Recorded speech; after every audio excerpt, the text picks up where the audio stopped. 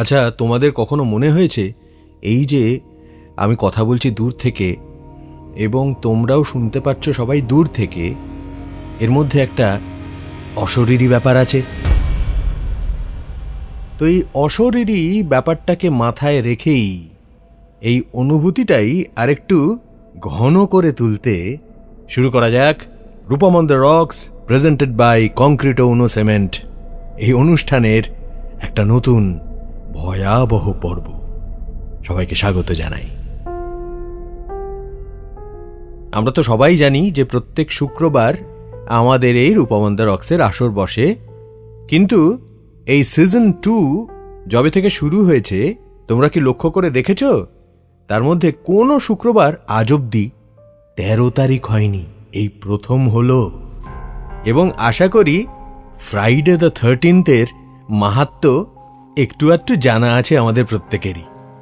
জানা থাকলে বোঝাই যাবে যে কেন আজকের এই এপিসোডটা ভয়াবহ বললাম। তারিখগত কারণেই একটা ভয়ের উৎপত্তি হচ্ছে, কাজেই সেই ভয়কে আমি ছোবো অল্প করে, আলতো করে।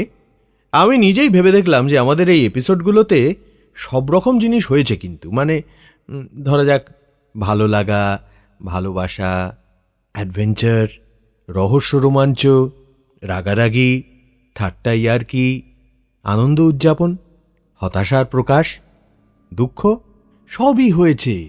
খালি একটা জিনিসই বাকি রয়ে গেছে এখনো, সেটা হলো ভয়। তোমরা বলতেই পারো যে ভয় এবং সাহস নিয়ে তো এপিসোড হয়েছিল। হ্যাঁ, সেই ভয় অন্যরকম ভয়। সেই ভয় হচ্ছে জীবন সংঘাতের ভয়, সেই ভয় হচ্ছে হেরে যাওয়ার ভয়, সেই ভয় হচ্ছে কোনো কিছু করতে গিয়েও ঠিকঠাক হলো না সেই ভয়।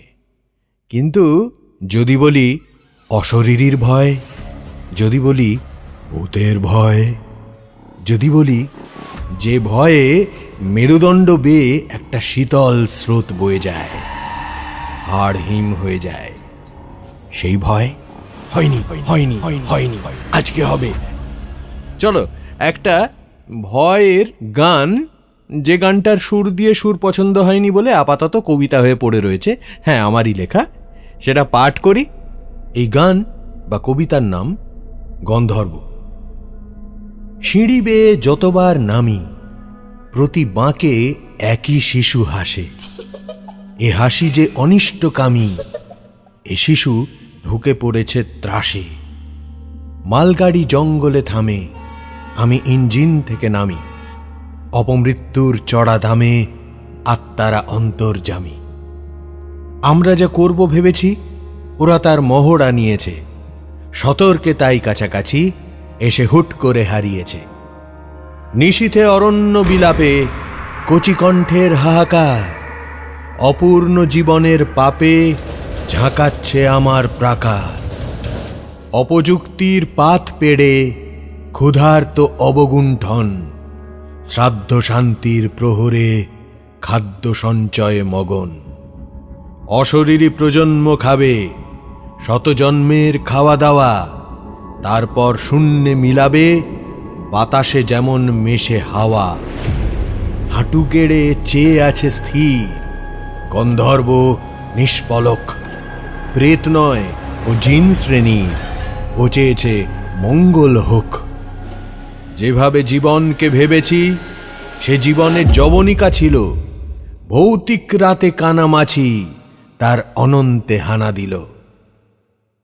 কবিতা পাঠের একটু বাইরে বেরিয়ে একটা ছোট্ট ফুটনোট, ফ্রাইডে দ্য 13th যদি ভৌতিক রাত না হয় তাহলে ভৌতিক রাতটা আর কবে? কবিতায় ফেরত যাই। ভৌতিক রাতে কানামাছি তার অনন্তে হানা দিল।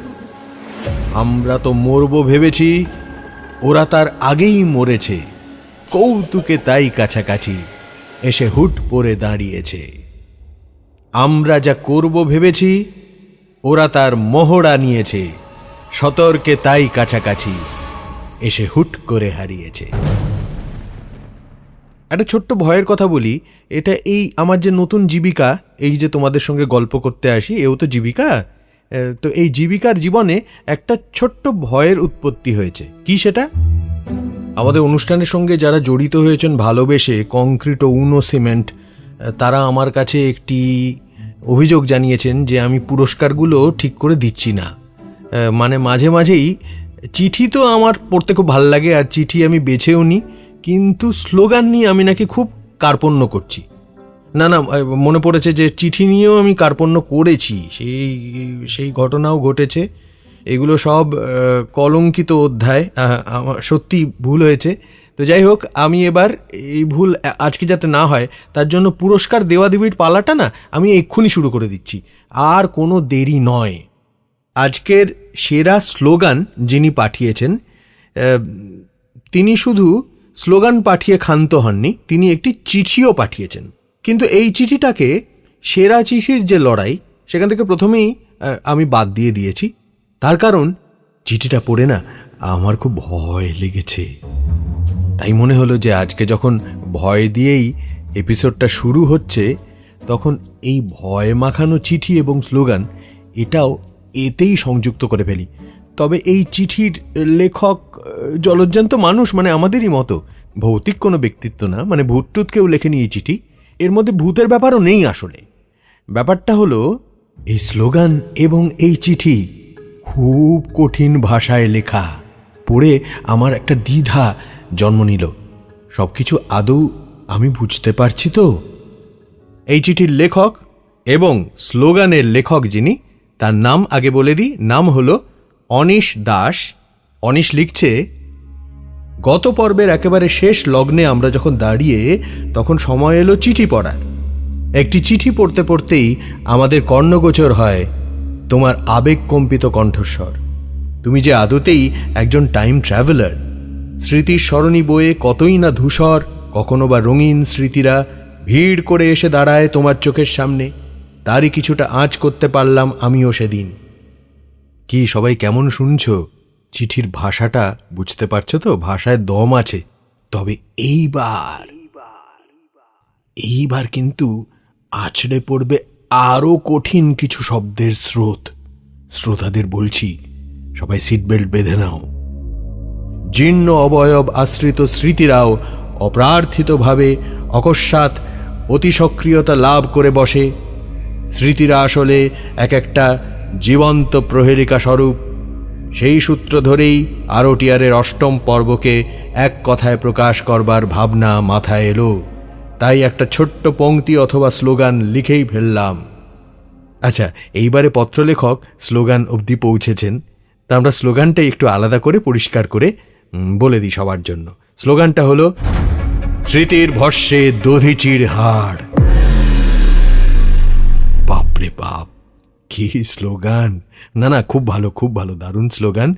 এবং দধিচি বলতেই আমার সেই বিখ্যাত হেমচন্দ্র বন্দ্যোপাধ্যায়ের বৃত্র সংহার, সেই কাব্য যাকে মহাকাব্য বলা হয়, সেই কথা মনে পড়ে গেল। মানে এটাকে তো তুলনা করাই যায় কবি মিল্টনের প্যারাডাইস লস্টের সঙ্গে।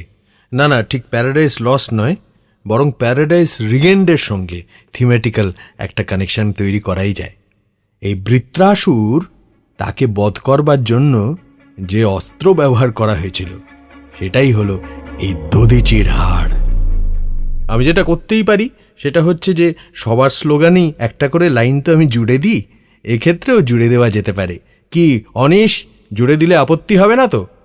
যদি না হয় তাহলে জুড়ে দিচ্ছি, শোনো।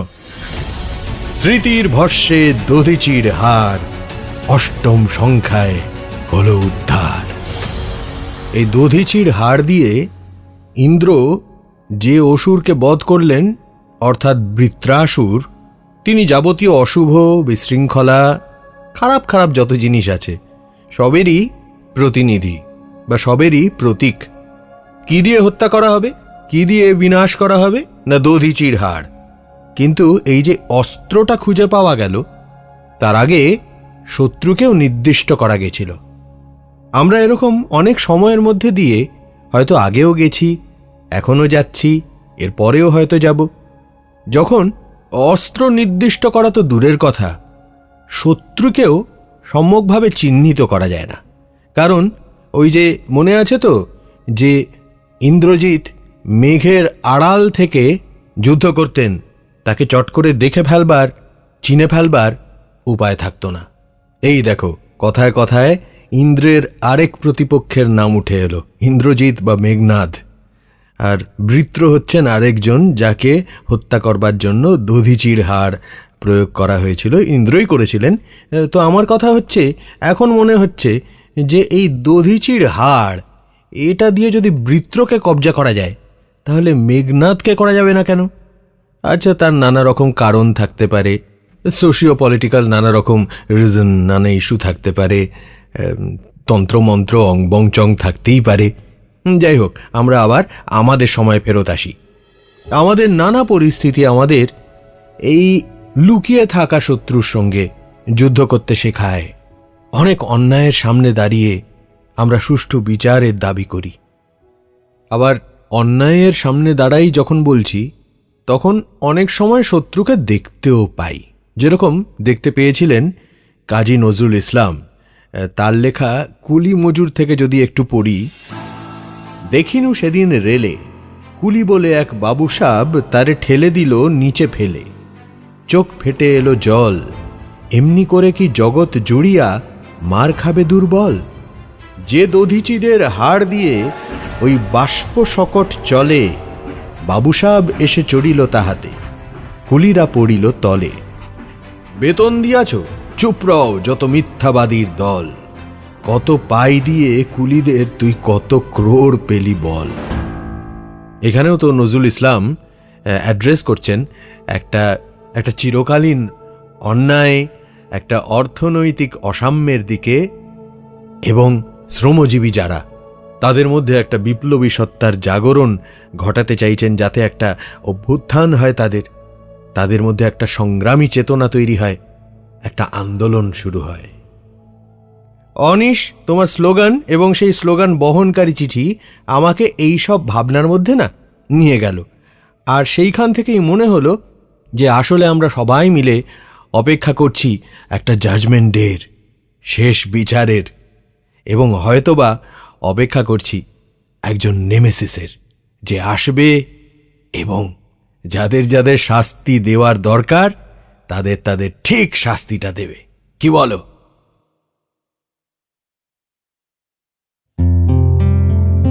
রূপম অন দ্য রক্স অনুষ্ঠানের যে পুরস্কার প্রাপকরা, তারা শুধু পুরস্কার পাওয়ার উপযোগী একটি কাজ করেন এবং সেখানেই ব্যাপারটা শেষ হয়ে যায়, তা মোটেই নয়। সেখান থেকে আসলে অনেক কিছু শুরু হয়। আমাদের পত্রদাতারা তো আমাদের শ্রোতা, এবং আসলে তারা আমাদের সহচিন্তক, অর্থাৎ তারাও ভাবছেন, এবং সেই ভাবনার অনেকটাই আমি ধার নিচ্ছি তাদের থেকে। এখন যে ভাবনা ধার নেব, সেই ব্যক্তির নাম সৌরভ সরকার। ইনি চিঠি লিখেছেন দৌলতপুর গ্রাম থেকে, পোস্ট অফিস হচ্ছে সেনডাঙ্গা এবং জেলা উত্তর 24 পরগনা। তো সৌরভ সরকারের পুরস্কার জয়ী চিঠিটা এবার আমি সবার জন্য পড়ে শোনাই। প্রিয় রূপমদা, চিঠি লেখার প্রস্তুতি পর্বে ভেবেছিলাম ভীষণভাবে গম্ভীর ও তাত্ত্বিক একটি চিঠি লিখব। তাতে বর্তমান আরটিআর সম্পর্কে বিভিন্ন পর্যবেক্ষণ ও আধুনিক অনুষ্ঠানের ধারাবাহিক কিছু পর্বের উপর পর্যালোচনা ও আলোকপাত করব। কিন্তু স্মৃতি ও অতীত জমানো কিছু আবেগ তা হতে দিচ্ছে না। লিখতে বসেই আমি ফিরে ফিরে যাচ্ছি আরটিআর অনুষ্ঠানের শুরুর দিনগুলোতে। আমি তখন 7ম কি 8ম শ্রেণীর স্কুল ছাত্র। রবিবার রাত 10টায় ব্যাটারি রেডিওর ভরসাতে চালিয়ে দিতাম সারা সপ্তাহের প্রতীক্ষিত rock show Rupam on the rocks. Bicycle চোরের প্রিলিউড মিউজিকের পর ভেসে উঠত তোমার গলা, কত কত অজানা গল্প, অভিলাষা, লক্ষ্মীছাড়া, ক্রসউইন্ডস, ফসিলস, প্রিয় সব ব্যান্ডদের সাক্ষাৎকার, কৈশোরের অমোঘ উত্তেজনাপূর্ণ সেই সব অনুভব কখনো ভোলার নয়। তারপর একদিন হঠাৎ করেই যখন শোটা বন্ধ হয়ে যায়, ভীষণ রকম আহত হই। রবিবার রাতের সে শূন্যতা পূরণে সমস্ত কিছু ব্যর্থ হয়। বন্ধুরা মিথ্যে আশ্বাস দিয়ে বলেছিল শোটা ঠিক ফিরবে, দেখিস। কিছুদিন পরে আরটিআর যখন মনের চোখ থেকে ঝরল, ওহো আচ্ছা, পত্রলেখক এবার আরটিআর মানে আরও কান্না, এইটা এই অর্থে প্রয়োগ করলেন কথাটা। কিছুদিন পরে আরটিআর যখন মনের চোখ থেকে ঝরল, তখন বুঝলাম এটা অগস্ত্য যাত্রা। মেনে নিয়েছিলাম ঠিক, তবু 2011 বইমেলাতে বাংলা রক ম্যাগাজিনের স্টলে আবার সেই মন খারাপটা হু হু করে উঠেছিল। কেন, কি হলো? আচ্ছা বুঝেছি, আমাকে সামনাসামনি দেখে আবার সব কিছু মনে পড়ে গেল, তাই তো? তাই জন্যই আবার মনটা বোধহয় হু হু করে উঠেছিল।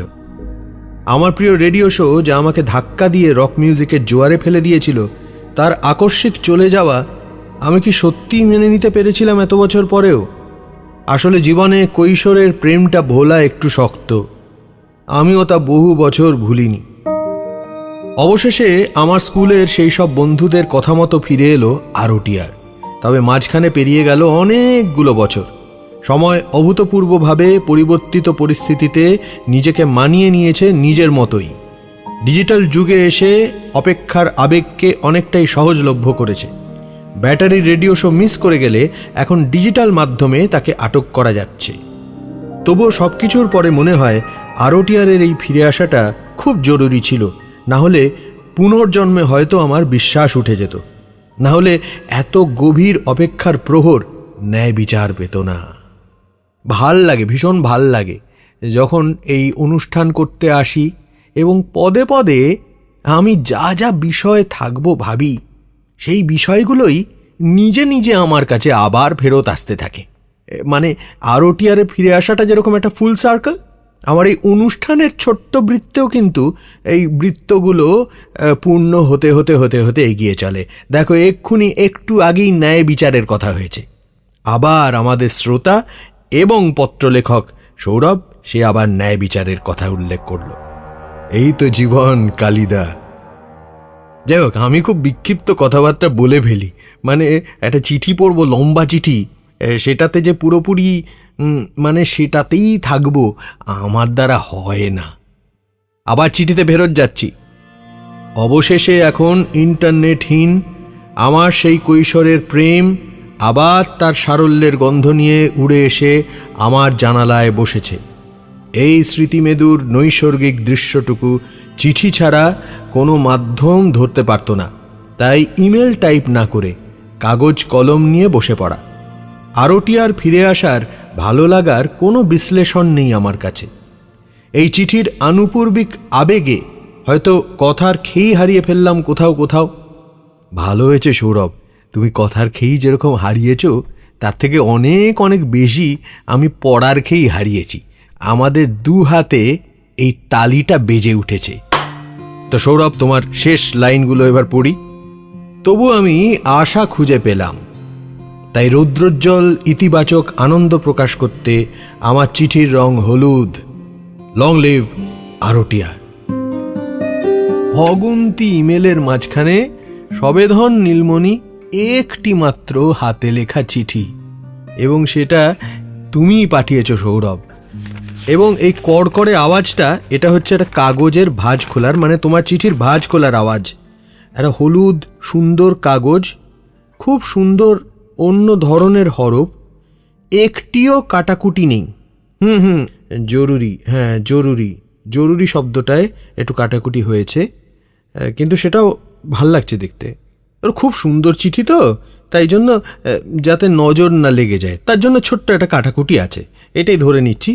আর একটা শব্দ, কৈশোরের অমোঘ উত্তেজনা, এইটা বোধহয় অমোঘ নয়, অন্য কিছু, এটা আমি পড়তে পারিনি।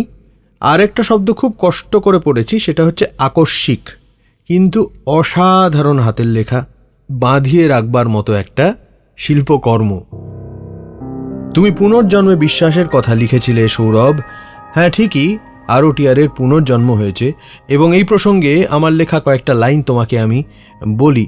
সেটাও পুনর্জন্মেরই প্রসঙ্গ, তবে একটু অন্যভাবে সেখানে সেই প্রসঙ্গটা আসে। এই লাইনগুলো দেওয়ালিপি গানের। আমি মারা গেলে বাবা তুলে নিক মৃতদেহ, যেমন একদিন আমি তার মৃতদেহ কাঁধে রাস্তায় নেমে রুমালে বেঁধেছিলাম মাথা, যেন যন্ত্রণা কোষে ব্যান্ডেজখানি বাঁধে। একজন সন্তান যে পিতার মৃতদেহ তার কাঁধে তোলে, সেই সন্তানের মৃত্যুর পরে সেই পিতাই যেন ফেরত এসে সন্তানের মৃতদেহকে কাঁধ দিতে পারেন, এই যে প্রার্থনা, তার মধ্যে লুকিয়ে আছে এই সত্য যে বাবা এবং ছেলের এই বৃত্ত বহু জীবনে বা অনন্ত জীবনে তা পূর্ণ হতে হতে চলে, ঠিক আমাদের আরটিআরের ছোট ছোট বৃত্ত এবং বড় বৃত্তের মতোই। যিনি বাবা তিনিই পুত্র, এবং আমি দাঁড়িয়ে আছি মাঝখানে, ঠিক যেন একটা সংযোগ সূত্র। এটাই পৃথিবীর সব বাবাদের পুনর্জন্ম বা সব পুত্রদের পূর্বজন্ম। এই প্রসঙ্গে আরও কয়েকটা লাইন বলি। এই লাইনগুলো বলবার পরে যেটা করব সেটা হচ্ছে খানিকটা গান গাইব। এই তো আমার সস্তা বোমার বারুদ গন্ধ বিস্ফোরণ, কারফিউ জারি, কেলেঙ্কারি, শখের যুদ্ধ, জকের ধন। এই তো আমি অস্তগামী পূর্বজন্ম, অন্ধলূপ, হাসছি খেলছি ডানা মেলছি, অলেক পুজোয় ভস্য ধূপ।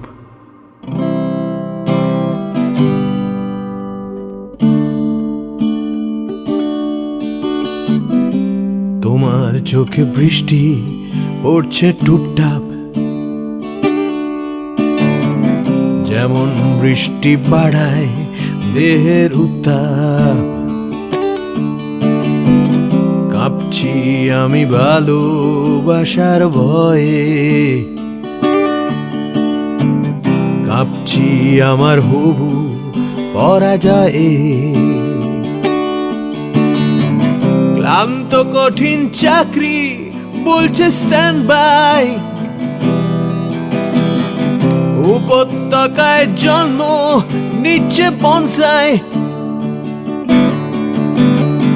তোমায় নিয়েই ছোট হচ্ছে বৃত্তে, ঢুকছো তুমি আমার একাকিত্বে। এই তো আমার শ্রেষ্ঠ জামা, ছিড়ছি ছিড়ব শেষ বোতাম। নিজের কাছে পাওনা আছে নাচার হয়ে, বাঁচার দাম। এই তো আমি অস্তগামী ভগ্ন প্রেমে ধ্বংসস্তূপ, ডুবছি ভাসছি ভালোবাসছি। জন্ম মৃত্যু অন্ধকূপ।